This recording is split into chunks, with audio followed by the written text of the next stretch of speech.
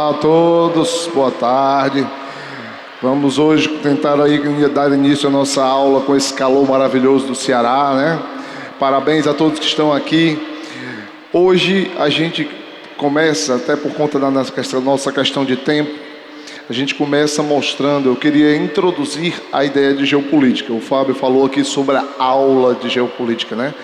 Geopolítica é um termo que é considerado entre os que mais caem dentro da prova do Enem.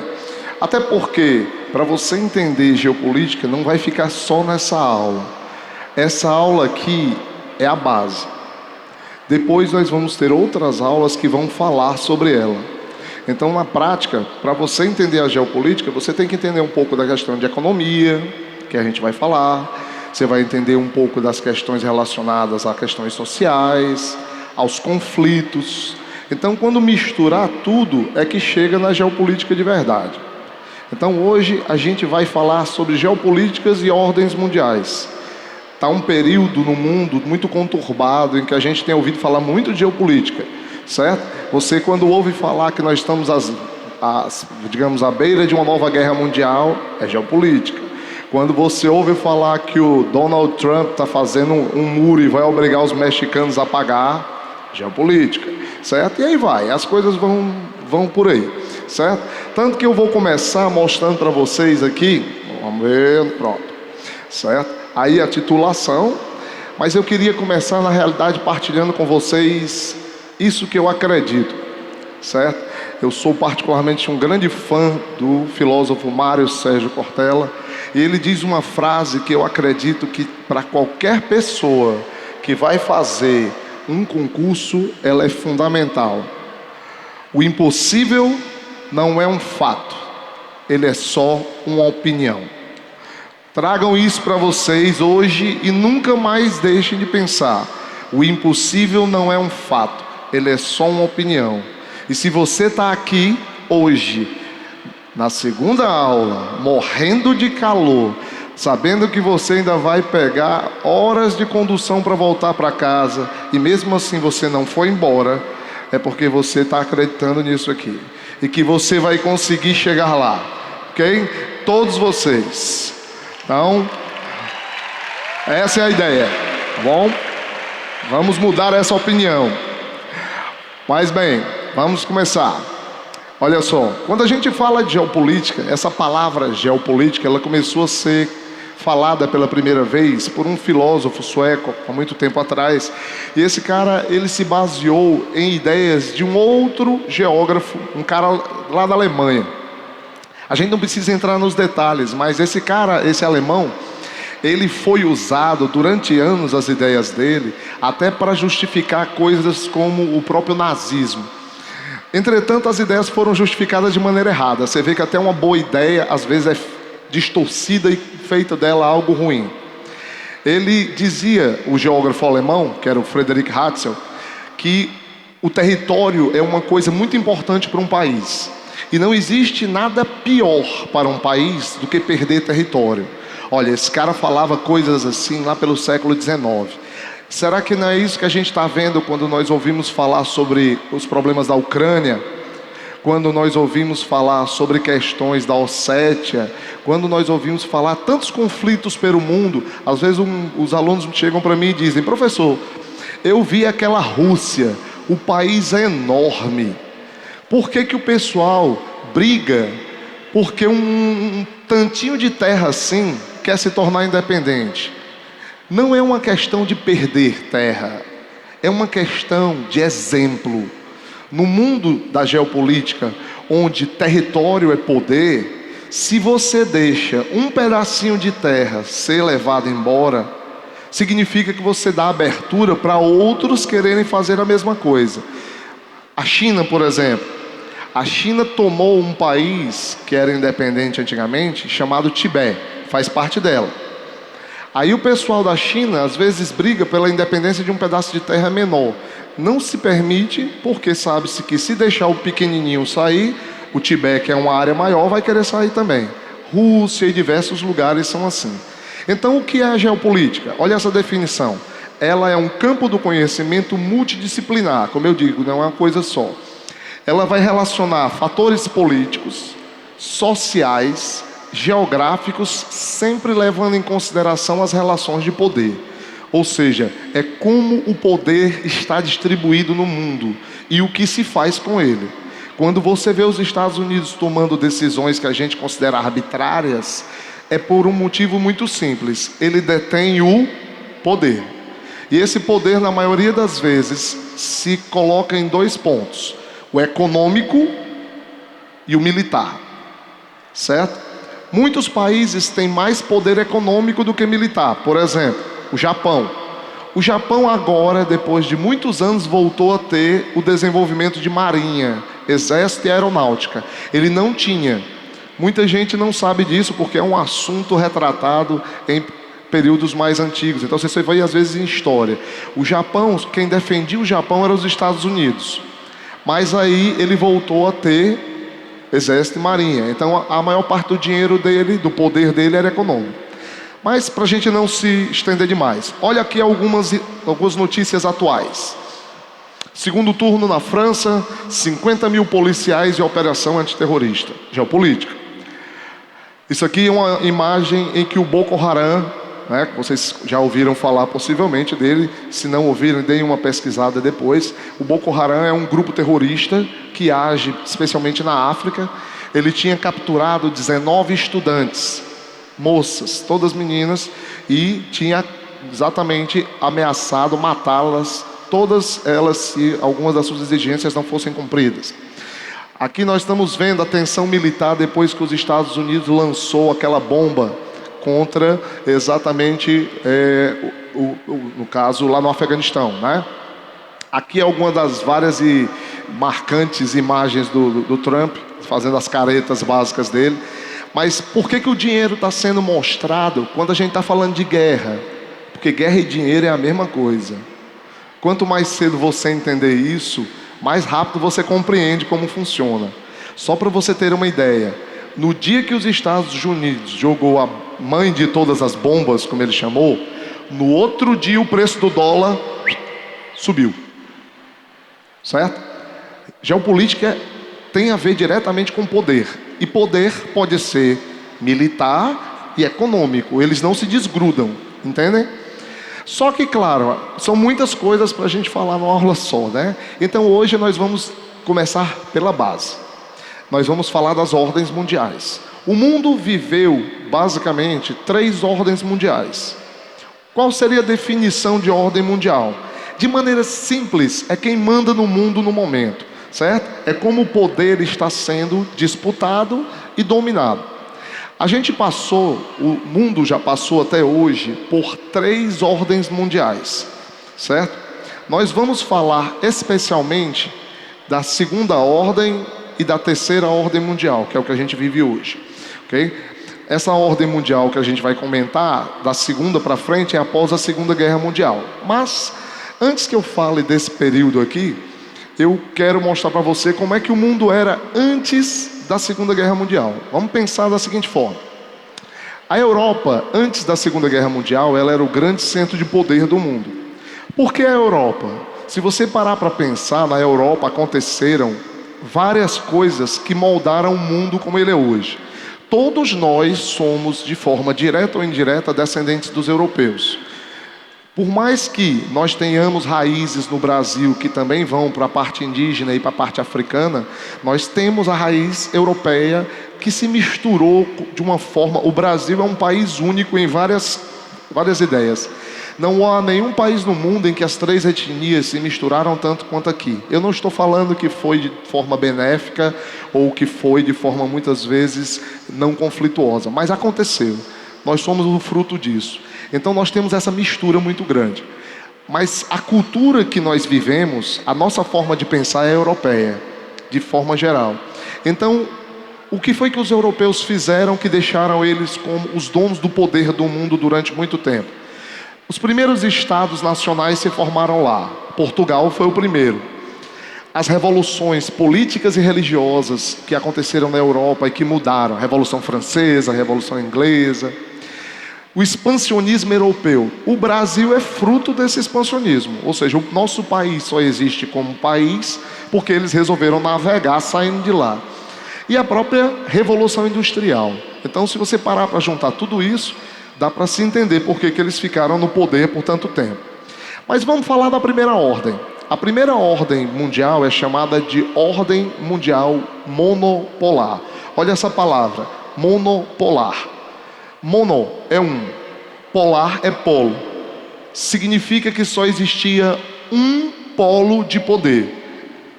De forma simples, só um país mandava no mundo. Isso é uma coisa muito difícil de existir. Mas naquela época, entre principalmente o século XIX, certo? E alguns períodos anteriores a ele e posteriores, quem mandou no mundo foi a Inglaterra. A Inglaterra do século XIX era os Estados Unidos de hoje, vamos dizer assim. Eu diria que até mais. Só para você ter uma ideia, olha aquele númerozinho destacado em azul. A Inglaterra chegou a dominar 1/5 do planeta. Só para você ter uma ideia melhor. Ele pegava muitas colônias, mas eu quero que você veja no mapa. Olha esse mapa. Todas as áreas que estão em rosa pertenciam à Inglaterra. Quer dizer, ela mandava em tudo isso. Ela era dona de tudo isso. Isso aí era um poder fantástico, não se pode negar. Algumas imagens podem ser vistas em livros de história, certo? Onde você vê os ingleses. Na Índia, por exemplo, uma senhora inglesa recebendo chá da mão de um indiano local. Quer dizer, o cara era literalmente obrigado a servir os ingleses. Aqui você vê em vários países africanos que os ingleses dominavam. Mas eu sou particularmente um aficionado pelas charges. O Enem tem uma das suas habilidades no que diz respeito à prova de humanas, mas também na parte de linguagens e códigos, que diz que vocês precisam aprender a entender as imagens. Então, às vezes, algumas imagens já dão a resposta da prova só quando você olha. Só que você precisa conhecer uma coisinha ou outra. Olha só essa imagem aqui, ó. Essa daqui mostra um militar inglês pegando uma garrafa de ópio, que é uma droga que era comercializada na China, e enfiando o ópio pela goela abaixo de um chinês que ali demonstra ser nitidamente o imperador. Isso aí leva vocês a um assunto muito debatido em história, que é a guerra do ópio, certo? Mas a charge já disse tudo. Essa charge aqui, infelizmente, não está dando para ver ela por detalhes, mas ela é muito interessante, porque se você olhar embaixo, tem um dragão com um nome escrito no pescoço, China. Ele tem uma trança típica dos chineses que usavam naquela época. Agora, os bichos que estão matando o dragão, eles não são apenas bichos, eles são os animais símbolo de cada país. Só que se você não conhece, você vai olhar aquilo e vai dizer, meu Deus, o que é isso? Né? Eu não estou entendendo nada. Pense bem, a China tem como grande símbolo do passado o dragão. Então o dragão representava ela. O Reino Unido, a Inglaterra, como a gente chama, é representado pelo leão. Se você olhar em charges hoje que mostram a Rússia com o seu crescimento político e também militar, é muitas vezes comum aparecer um urso, porque o urso é o símbolo da Rússia. Tá ali ele, ó. Aí vai misturando, ali seria a águia da Alemanha, lá atrás a águia norte-americana, aqui o lobo da Itália, esse leopardo representa o Japão. O que esse monte de bicho está representando na realidade? As nações que estavam dominando a China, e que a China estava totalmente acabada no período dessa dominação. Então, quer dizer, essas ordens mundiais se baseiam nisso. Mas como eu disse, essa ordem no caso monopolar, ela dura pouco tempo. Com o passar do tempo, os outros países europeus vão se industrializando e vai criar-se uma espécie de multipolaridade eurocêntrica. Vai ter vários polos de poder na Europa. Isso vai durar exatamente até a Segunda Guerra Mundial. Todos vocês já viram que na Segunda Guerra Mundial o mundo vai se degladiar, né? Quer dizer, de um lado os aliados, dos outros as potências do eixo, e esse conflito vai se arrastar mais ou menos de 39 a 45. Quando o conflito termina, quando a guerra termina, os jornais vão anunciar, isso aqui é um jornal brasileiro de época, ó, anunciando que a guerra tinha acabado. Todo mundo está pensando que a guerra que acabou vai gerar um mundo de paz. E assim acabaria aquela disputa de poder. Mas não foi bem isso que aconteceu. Quando a Segunda Guerra Mundial termina, duas nações vão subir como polos de poder: os Estados Unidos e a União Soviética. Então nós criamos agora a segunda ordem mundial dentro da Guerra Fria. É a chamada ordem mundial bipolar. Tem dois polos de poder. O que foi essa Guerra Fria? A Guerra Fria foi o período em que se estendeu do fim da Segunda Guerra até 1991, em que Estados Unidos e União Soviética, eles brigavam para ver quem dominava o mundo, exatamente do ponto de vista político, econômico e assim por diante. Os americanos estavam tão, digamos assim, desesperados com a possibilidade dos soviéticos se tornarem um perigo maior do que os alemães, que eles criaram a chamada doutrina Truman. Isso aí já deve também ter sido visto com vocês mais em história, mas a gente vê aqui em geografia por causa da geopolítica. O que era essa doutrina Truman? A doutrina Truman era um conjunto de ações políticas que tinha como objetivo barrar o avanço do socialismo. O socialismo estava crescendo e eles queriam evitar que ele crescesse. Como é que você evita que uma ideia cresça? Bom, geralmente uma ideia ganha força se ela encontra uma população muitas vezes necessitada. Um exemplo típico era a Segunda Guerra Mundial. A população estava necessitada. A gente tem a Europa hoje como um centro de riqueza, mas na época do fim da Segunda Guerra, se você fosse a um país europeu, o que acontecia? Eu conheci um rapaz que o pai dele era alemão, e o pai dele viveu, ainda muito garoto, viveu o finzinho da Segunda Guerra. O pai dele contava que eles dormiam para acordar perto de meio-dia, para poder almoçar cerca de 3 horas da tarde, porque na realidade não chamava-se de almoçar, era a única refeição que eles tinham no dia, certo? Porque eles dormiam às 6 horas para poder ter menos fome. Aí quer dizer, aí você pensa nisso hoje na Alemanha, que é o país mais rico da Europa. Mas o que foi que aconteceu naquela época? A guerra. A guerra acabou com tudo. As pessoas viviam muito necessitadas, certo? Se você for observar, aquela situação era perfeita para o pessoal do socialismo chegar e dizer: olha, se torne socialista, porque vocês estão tão mal assim, porque vocês são capitalistas. Foi o capitalismo que fez o teu país ficar tão pobre. Se você se tornar socialista, tudo melhora. Para uma população que está comendo uma vez por dia, isso parecia ser ótimo. Então os americanos fizeram o que para tentar impedir? A melhor coisa que se pode fazer: dar dinheiro. Ou seja, se o país está quebrado economicamente, você ajuda economicamente. Houve 2 planos de ajuda econômica: o plano Marshall e o plano Colombo. Muita gente só conhece o primeiro, é interessante saber do segundo. O plano Marshall foi o plano que emprestou dinheiro para a Europa. Quanto? Olha para esse mapa. Está vendo aí essa galera toda em vermelho?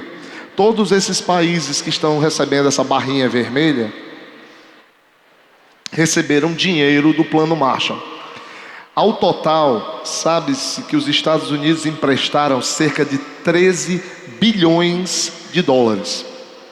Isso em períodos de 47 mais ou menos, certo? Se você observar a ideia de 47 e trouxer o valor do dólar de hoje, esses 13 bilhões valeriam hoje 130 bilhões. Mas a Europa recebeu o dinheiro, investiu, reergueu-se e não se tornou socialista. Bem, nem todo mundo, né? Porque você já viu isso aqui, ó. Olha a Europa dividida entre socialismo e capitalismo, né? Esse lado laranja aceitou o dinheiro e continuou sendo capitalista. Esse lado rosa passou a ser socialista e o mundo começou a se dividir. Era a época da chamada ordem bipolar. Só que falar dessas coisas, de socialismo e capitalismo, como hoje, o que sobrou de socialismo no mundo? Coreia do Norte, né? Cuba e assim, porque Cuba você já tem uma mistura de capitalismo e socialismo lá.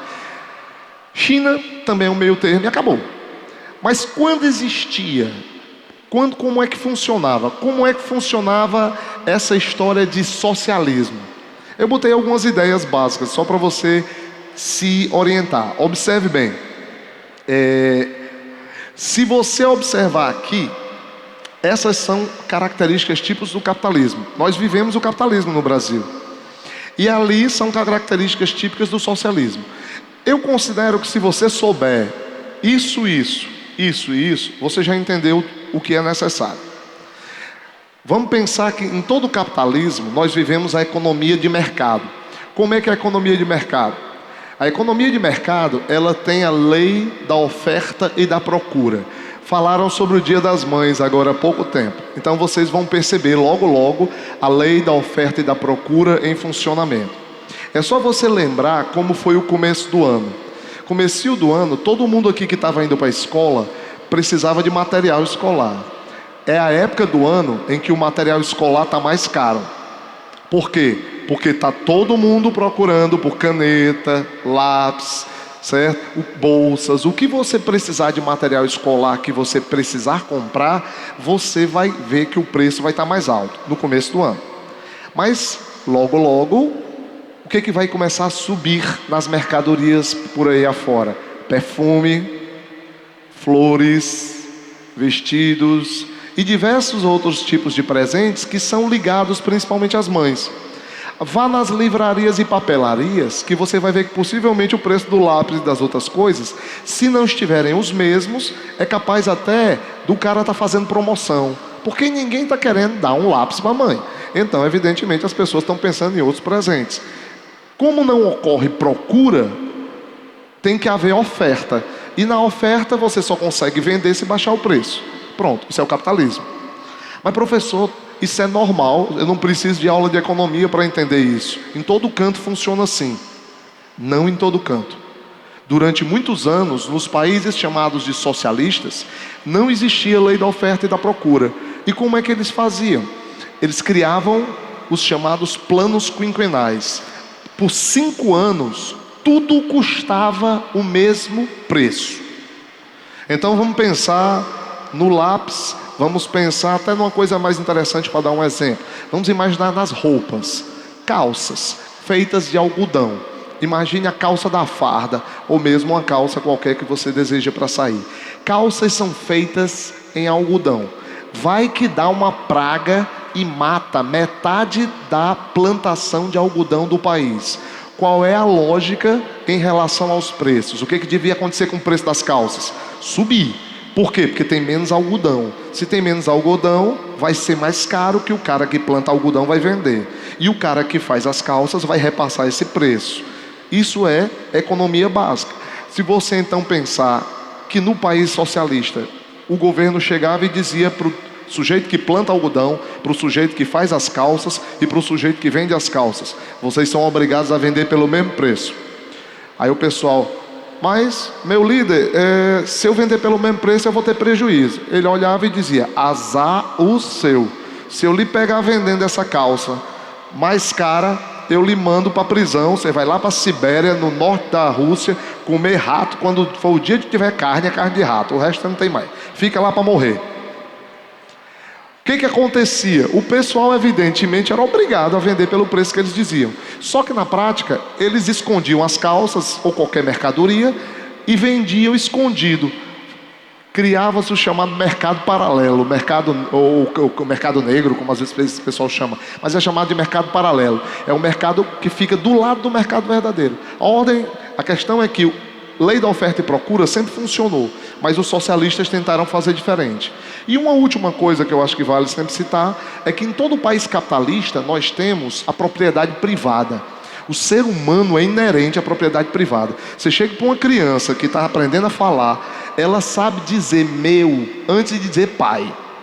Mãe eu não falo, porque mãe é mãe, né? Todo mundo diz mãe. Mas a criança chega, ela está brincando com uma coisa, você vai tentar pegar, ela diz é meu.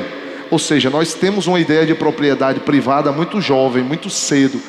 No socialismo, tudo pertencia ao Estado.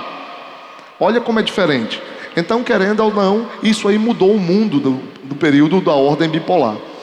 Nesse período nós tivemos a chamada Guerra Fria. Essa Guerra Fria é o que o pessoal está mencionando muito quando você ouve falar da Rússia e dos Estados Unidos se estranhando hoje. O pessoal está dizendo, nunca houve tanta tensão desde a Guerra Fria. Aí você não sabe o que é Guerra Fria. Se você não sabe o que é Guerra Fria, você não vai entender o que é que aconteceu agora. Aí você pensa assim, como é que eu vou estar adequado a entender uma notícia atual se eu não entendi o que aconteceu antes quando o cara faz a comparação? O que foi a Guerra Fria? A Guerra Fria foi um período em que Estados Unidos e União Soviética, eles se preparavam para lutar um contra o outro. Mas eles nunca lutavam. Por quê? Porque os dois tinham armamento nuclear. Com esse armamento nuclear, era difícil você ter uma briga entre os dois, porque se sabia que se eles jogassem bombas nucleares uns nos outros, o mundo acabava. Quer dizer que não houve conflito nessa Guerra Fria, nessa ordem bipolar? Na realidade, teve muitos conflitos. Vai durar de 45 a 91. Olha aqui alguns conflitos que vão existir, só para você ter uma ideia. Antes de mais nada, eles se organizam de que maneira?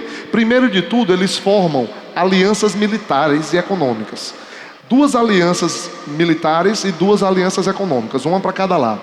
A aliança militar talvez mais famosa, que até hoje existe, é a OTAN. E o Pacto de Varsóvia foi pelos soviéticos. A corrida armamentista e tecnológica, tudo isso foi na Guerra Fria. Vamos trazer uns exemplos mais fáceis de entender. Aqui é uma charge que mostra a ideia da ordem bipolar. Você vê ali o presidente norte-americano representado e aqui o presidente soviético da época. Olha que a bola é um globo, está mostrando que eles estão jogando pelo mundo. Mas a charge aí é só uma coisa. Talvez algumas mais interessantes. Para quem curte hoje os Avengers, né, ou os Vingadores no cinema, talvez não saiba que quase todos esses heróis foram inventados na época da Guerra Fria. Não é à toa que o Enem, aí você diz, não professor, mas quem é que vai botar revista em quadrinho no Enem? Que tal assim? Questão do Enem, Enem 2012. Capitão América, primeiro Vingador. Olha aí. Agora deixa eu voltar para cá. Hulk e o Quarteto Fantástico. Onde é que está relacionado eles dois? O Hulk está relacionado na época da corrida armamentista. O Hulk é fruto do que seria uma experiência com radiação para construir uma bomba nuclear nova, de raios gama. Só que no final das contas, o problema que acontece com o cientista é que ele termina virando o Hulk que a gente conhece. Só que isso tem a ver com o período da Guerra Fria. Os caras que estavam vivendo aquela época, eles criavam os heróis baseados no contexto. O Quarteto Fantástico, eles vão a uma viagem espacial, corrida espacial. Então eles vão e ganham os poderes deles lá. Se você começa a descrever os heróis, olha o Homem-Aranha, uma aranha radioativa. Então você vai ver que estão todos ligados nesse contexto que você visualizou aí. Filmes. Hollywood lucrou imensamente com a Guerra Fria e com a ordem bipolar. Aqui você vê filmes típicos de época, mas eles estão voltando e sendo refilmados. Planeta dos Macacos está saindo um novo agora, né? Tá bem diferente do original, tá? Mas ainda assim, a ideia inicial é modificada pelo fato de que aqui era exatamente uma guerra nuclear que acontecia, certo? Mad Max, que foi feito na época com o Mel Gibson, certo? Esse filme, meu amigo, chocou as pessoas na época. Chama-se The Day After, né? Quer dizer, o dia depois, o dia após, que ele acontecia exatamente após a guerra nuclear. Mostrava as pessoas que sobreviviam, como elas iam lidar com a radiação. Mas esse do Planeta dos Macacos é muito interessante. Na realidade foi um livro e o cara fez um filme. Deixa eu te mostrar uma cenazinha para você ver. Essa é a cena final.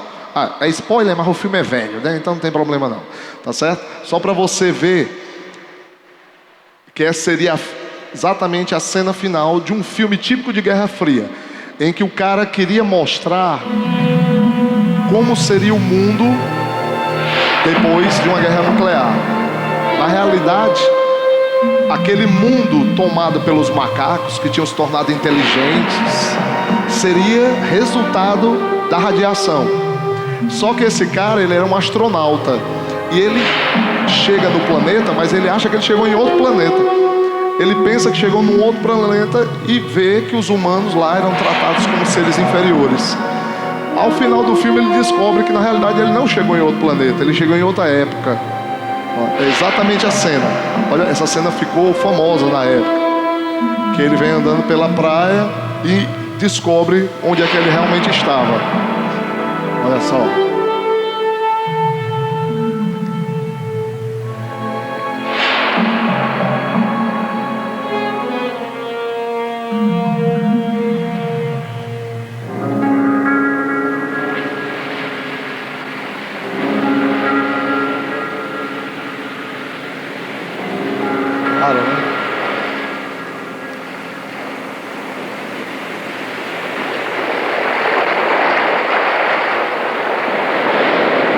Dá para perceber bem o que ele encontra, né? Olha só.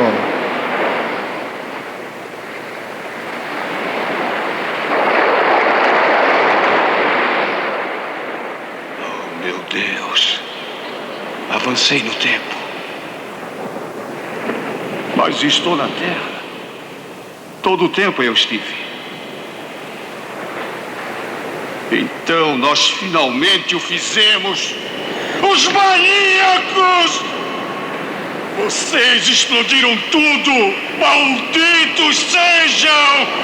Malditos sejam todos vocês!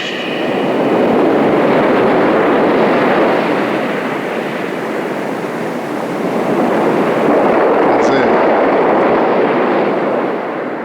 dizer, esse aí você vê exatamente a ideia de um típico filme de Guerra Fria. Certo? Um filme em que ele mostrava o mundo pós-guerra nuclear. A população do mundo vivia amedrontada. Mas esses não foram únicos, né? Nós tivemos filmes mais de ação, mais de combate. Então, por exemplo, a série do Stallone, que ficou famosa, do Rambo, nitidamente filmes de Guerra Fria, porque houveram muitos conflitos, e esses conflitos estavam sempre mostrando a possibilidade de você ter um mundo em guerra, né? Então, períodos de ordem bipolar.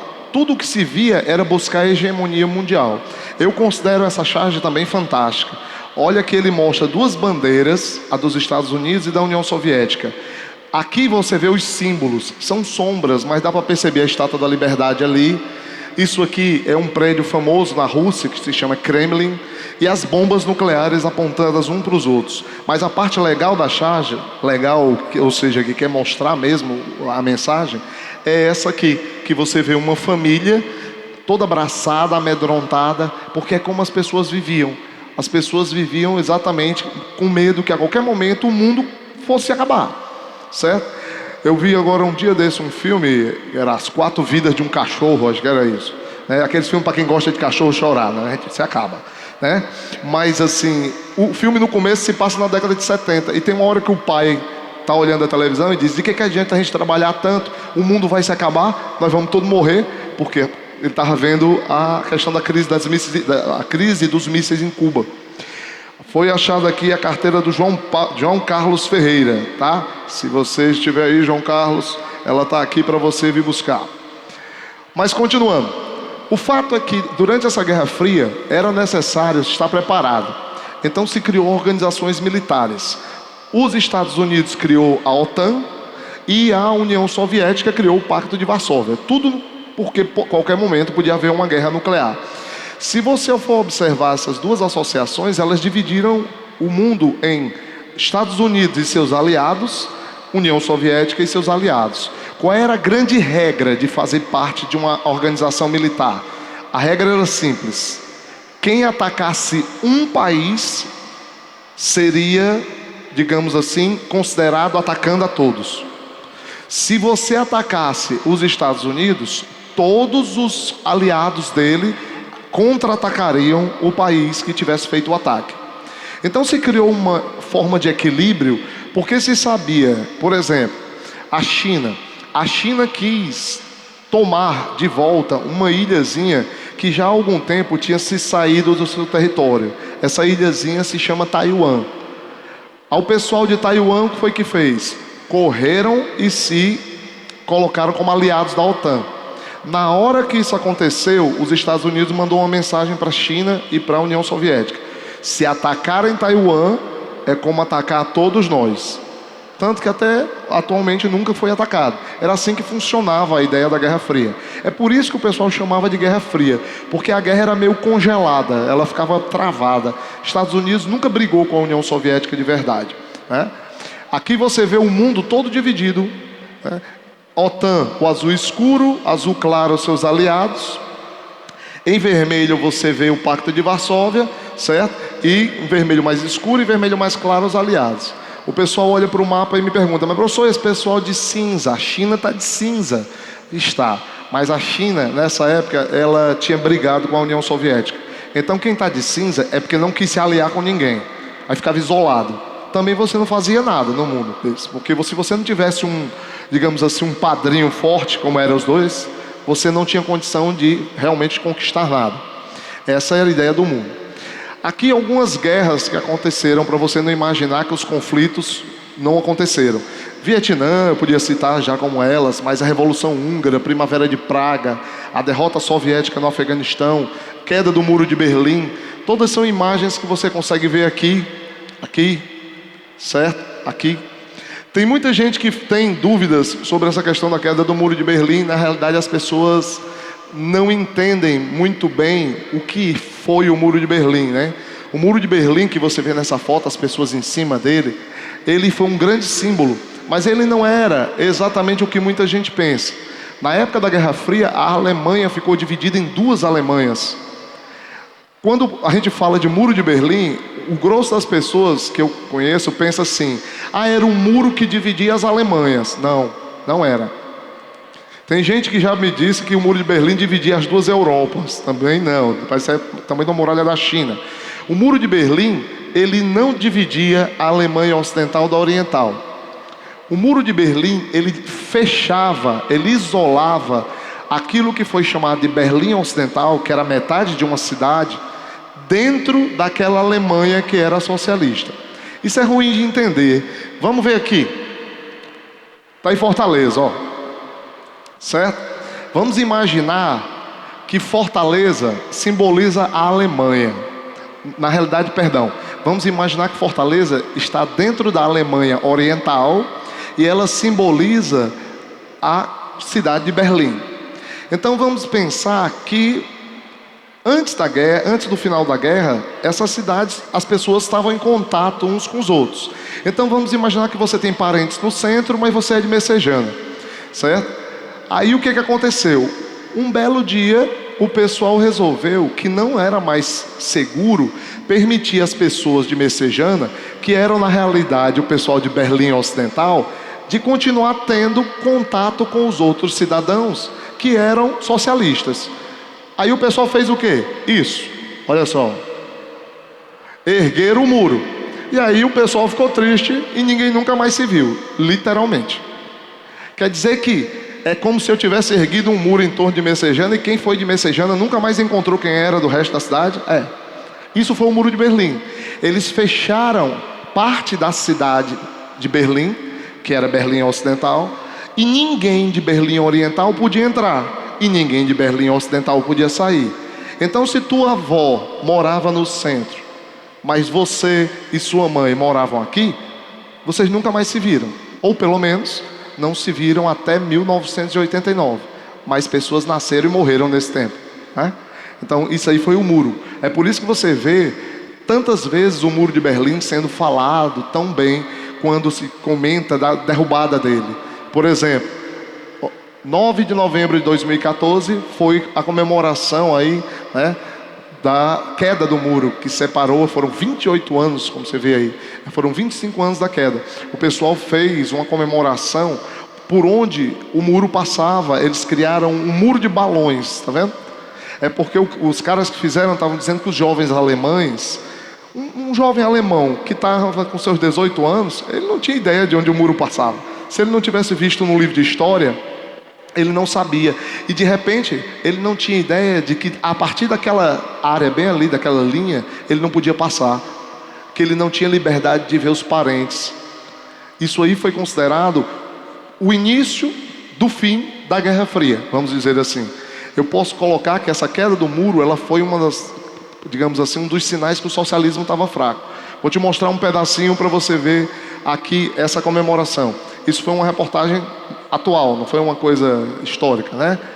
Celebra neste fim de semana os 25 anos da queda do Muro de Berlim. E para comemorar, o país ergueu uma nova barreira no lugar. Mas desta vez, em vez de tijolos e arame farpado, foram usados 8.000 balões de luz. A correspondente Gisele Garcia está em Berlim e traz os detalhes. 9 de novembro de 1989. Depois de uma longa resistência, o muro que dividia a Alemanha ocidental capitalista da parte oriental socialista veio ao chão. A queda do muro e do regime comunista mudou a história mundial. Esta funcionária pública se lembra da emoção que sentiu quando pisou pela primeira vez na parte leste. As pessoas pareciam pálidas e tristes, diz ela. As cidades estavam destruídas. 25 anos depois, a Alemanha prepara uma grande celebração à liberdade. No portão de Brandemburgo, símbolo da União em Berlim, um palco foi montado para receber apresentações artísticas no domingo, dia 9. O clima de excitação e de festa divide espaço com as lembranças tristes do passado. Cruzes foram posicionadas em homenagem aos que morreram naquela época. Um telão mostra filmes antigos com cenas brutais de violência e opressão contra aqueles que tentavam atravessar o muro. No lugar de concreto, luz. O trajeto do Muro de Berlim foi refeito com balões iluminados numa linha de 15 quilômetros. No domingo, eles serão lançados aos céus como um símbolo de paz e unidade. Mesmo durante o dia, a fileira de balões encanta os turistas. A chamada Barreira de Luz foi inaugurada hoje. Seus criadores, os irmãos Mark e Christopher Balder, contam que muitos jovens alemães sequer sabiam por onde passava o Muro de Berlim. Queremos fazer com que as pessoas se lembrem do passado, para terem mais consciência no presente.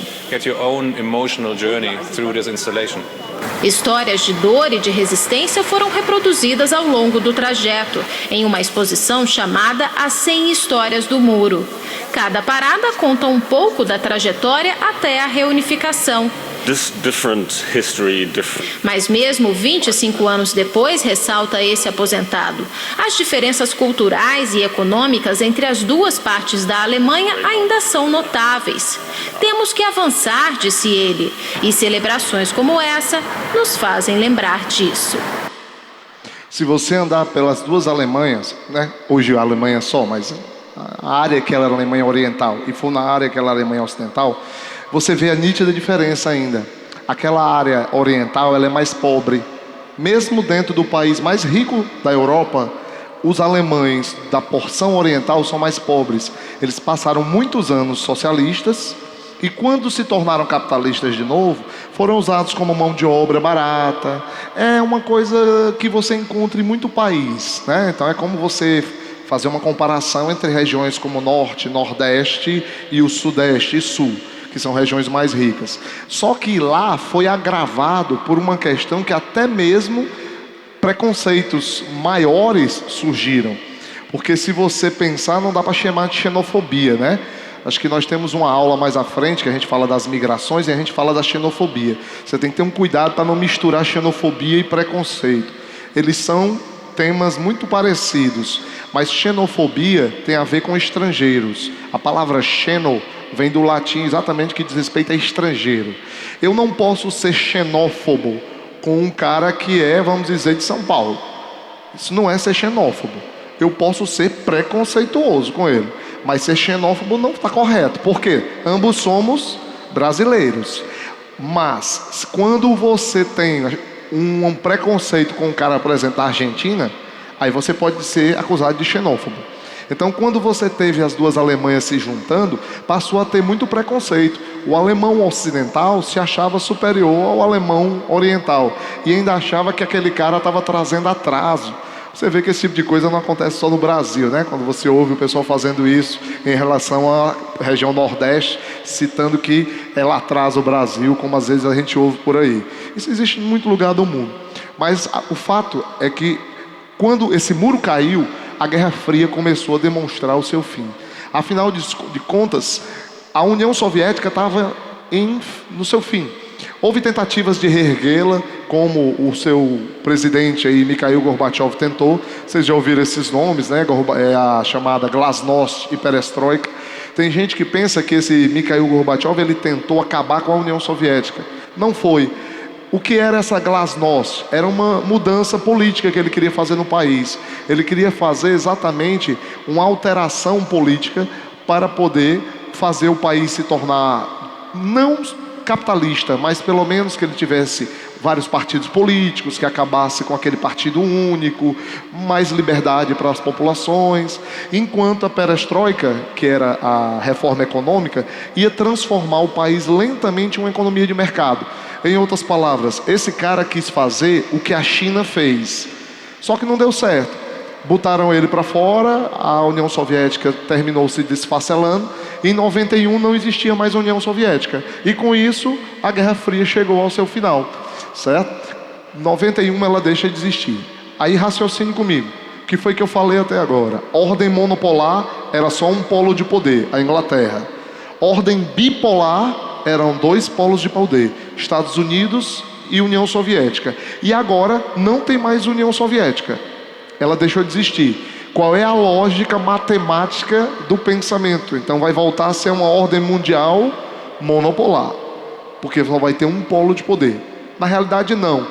O mundo mudou muito em 91.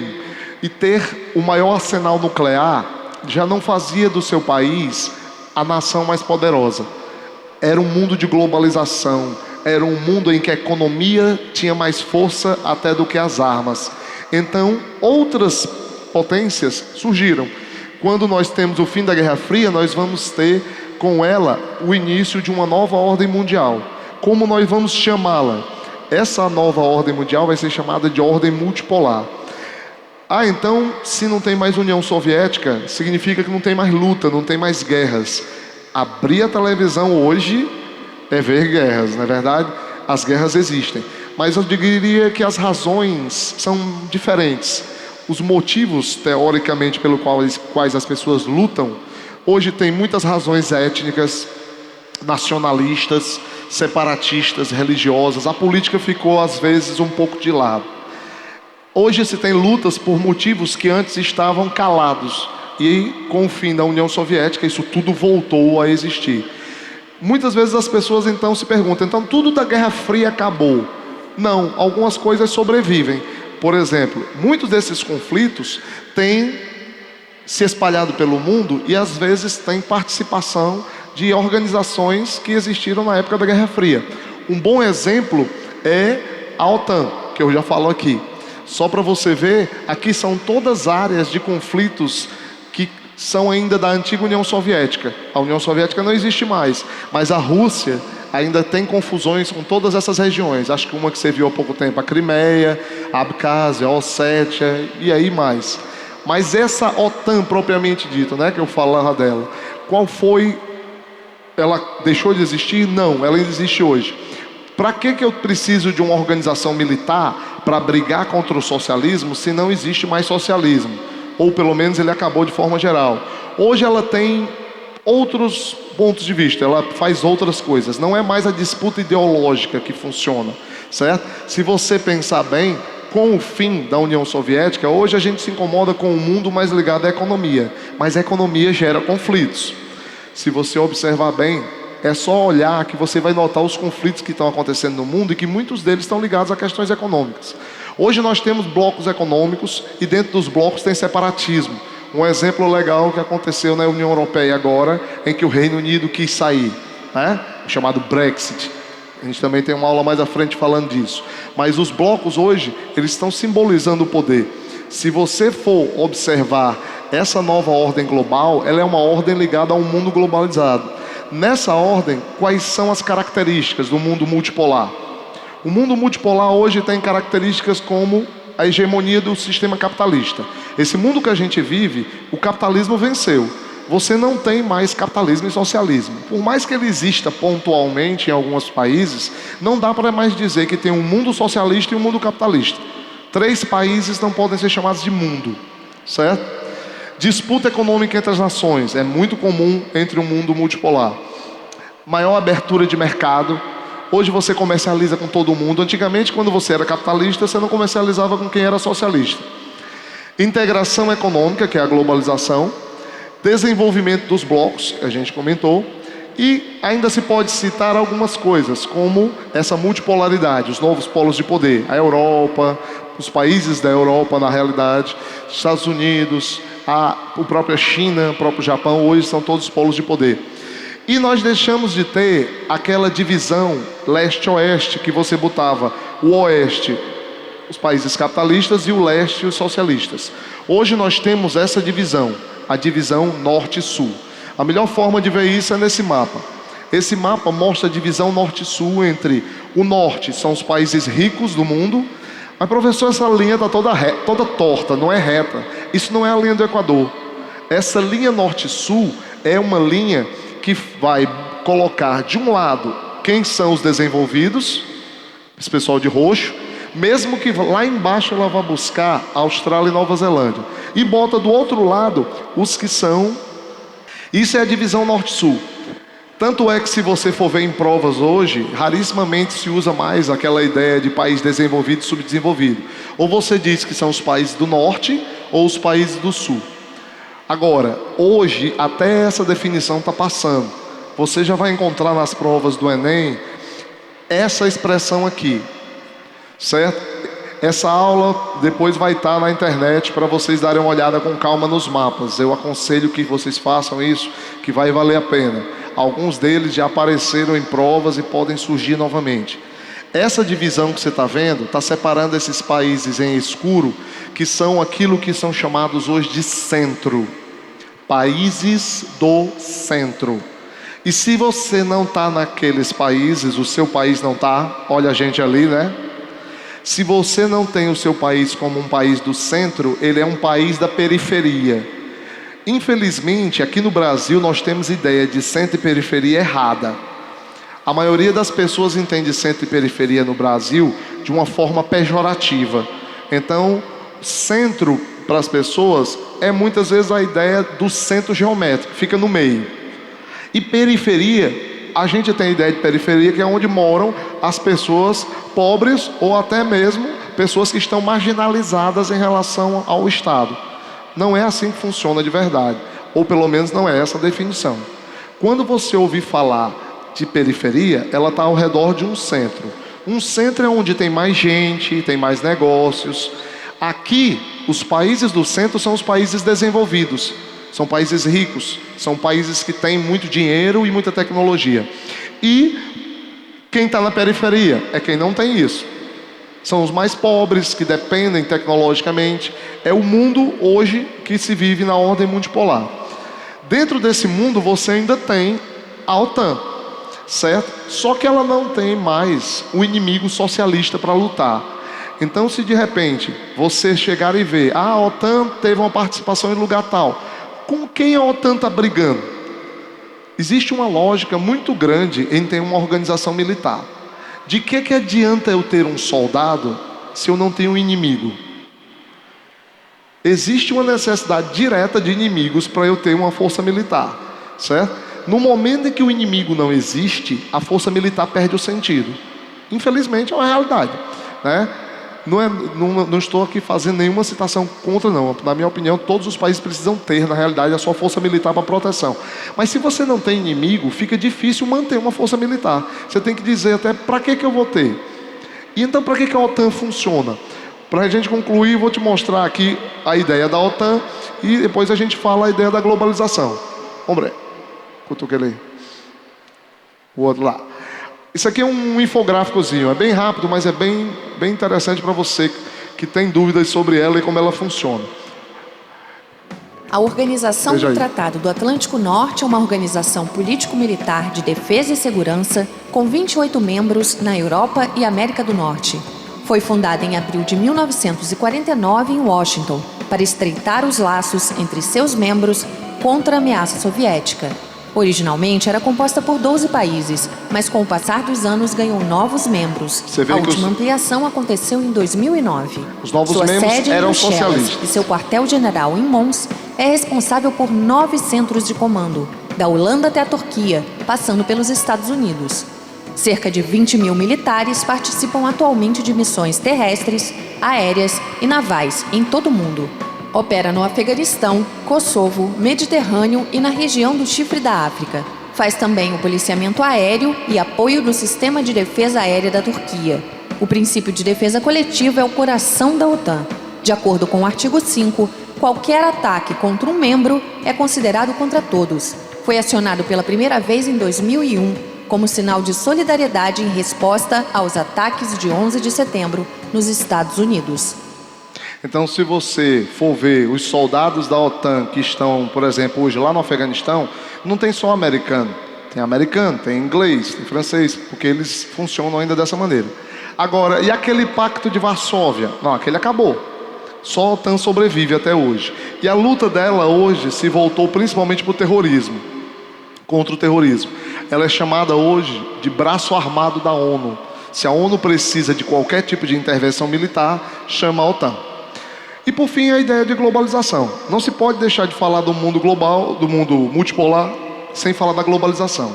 A gente já viu muito falar dessa palavra, então qual seria a definição? Globalização é o que nós chamamos hoje de um aprofundamento de integração econômica, social, cultural e política no mundo. O mundo hoje se encontra integrado. Não que isso seja sempre bom. Aqui você pode ver que essa globalização moderna, ela funciona principalmente com o comércio. E quais são os pontos positivos de viver no mundo globalizado? Se você viver no mundo globalizado, tem muitas coisas boas, ninguém pode negar. Por exemplo, uma maior abertura do mercado. Hoje você pode comprar uma coisa diretamente da China. Tem um site na internet chamado de AliExpress. Tu compra um negócio lá, que vem de lá sem pagar nenhum frete. Mas antigamente a gente não podia nem ir para a China, porque ele era socialista, era fechado. Hoje você compra do mundo todo. Maior concorrência, flexibilizando os preços. Se tem uma coisa que faz os preços baixarem, é ter muita oferta. E isso é concorrência. Quanto mais países vendem, melhor. Desenvolvimento dos meios de comunicação. Hoje você tem um celular, é boa parte ligado às necessidades de globalização. Mas como? A ideia de eu ter o celular, professor, foi porque eu comprei. Mas eu estou falando dessa tecnologia ter se desenvolvido a ponto de ficar barata. Porque ela ficou mais barata. Por quê? Porque, primeiro de tudo, muitos países produzem. Segundo, eles são produzidos na China. Se esse celular que a gente tem não fosse produzido na China, você podia esperar que ele ia ter de 5 a 6 vezes o preço que ele tem. Ele só é vendido por esse preço aí porque ele é produzido na China. Foi por isso que houve uma condição de uma liberação de preços mais baixos. Isso é bom? É bom para quem está comprando. Com certeza para o chinês que está sendo explorado lá não é exatamente muito bom. Mas é assim que a globalização tem ponto positivo e negativo. Se você for olhar o avanço tecnológico, muita tecnologia é devido à globalização. Desde meios de comunicação, de transportes. Olha como se tornou cada vez mais barato comprar uma passagem de avião. Amigo, viajar de avião era coisa para gente rica, muito rica, certo? Ninguém mais. Aeroporto era local que só gente muito rica andava. Hoje em dia, com a quantidade aumentando de voos, de aviões, se tornou uma coisa que está cada vez mais próxima da realidade das pessoas. Ainda não é para todo mundo, a gente sabe, mas já é bem mais fácil. Você entra numa madrugada da vida e fica lá acordado pegando uma promoção e você consegue uma passagem. Crescimento industrial e aumento de produtos. Há anos atrás os produtos eram muito poucos, só aumentou muito. E o que trouxe de negativo? De negativo, desemprego, porque você tem muito robotização, mecanização, desigualdade social. Olha essa história do pessoal da China, né, que eu comentei. Mas você não precisa ir para a China para ver isso. Aqui nós temos essa desigualdade. Infelizmente, ela aumentou com a globalização. Crises financeiras globais. Se um país entra em crise, os outros sentem a crise dele. Redução do Estado em políticas sociais significa que o Estado está cada vez querendo tirar o corpo de fora. Olha a nossa famosa questão aí da aposentadoria. Isso é o Estado querendo sair. Ele quer deixar o povo trabalhar até morrer, literalmente, né? Aumento das dívidas externas, porque os países pedem dinheiro para poder crescer. e dependência econômica e tecnológica. Tudo isso são coisas ruins. Como eu te disse, essa nossa aula aqui é uma introdução para o que a gente vai ver depois. Hoje a gente conclui. Espero que tenha sido bom. Eu sei que o pessoal já está cansado. Vão com Deus. Próxima aula a gente continua. Até lá.